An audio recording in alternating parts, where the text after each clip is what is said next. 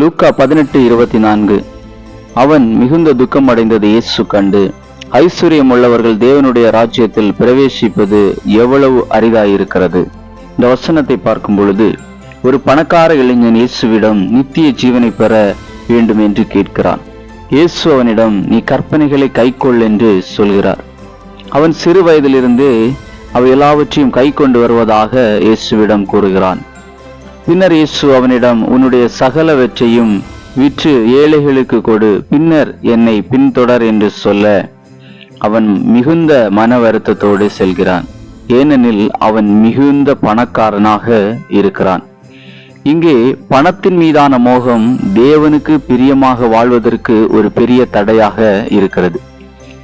பணம் தீமையானது அல்ல, ஆனால் அது நம் இருதயத்தில் தேவனுக்கு கொடுக்க வேண்டிய முன்னுரிமையை திருடும் போது அது மிகவும் ஆபத்தானதாக மாறுகிறது.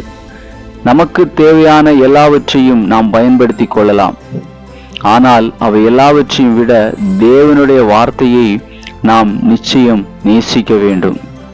ஆமேன்.